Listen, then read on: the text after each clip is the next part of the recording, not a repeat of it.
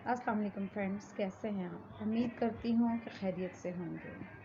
आज की वीडियो अदील खान जानी के नाम से है क्योंकि ये एक रिक्वेस्टेड वीडियो है। तो अदील साहब ने रिक्वेस्ट की थी कि उनके नाम से आज पोइट्री पढ़ी जाए।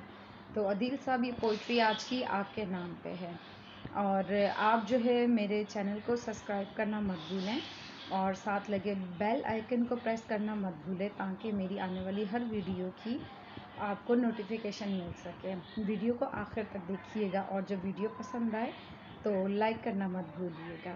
उम्मीद करती हूँ कि आप सब खैरियत से होंगे और आज की वीडियो आपको पसंद आएगी। तो चलिए स्टार्ट करते हैं। कभी इस तरह मेरे हम सफ़र, सभी चाहते मेरे नाम कर। कभी इस तरह मेरे हम सफ़र, सभी चाहते मेरे नाम कर। अगर हो सके तो कभी कहीं मेरे नाम भी कोई शाम कर।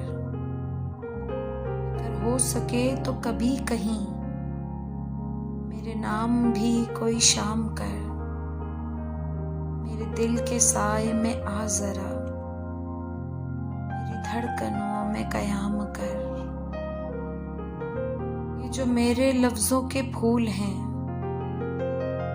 मेरे रास्ते की धूल हैं।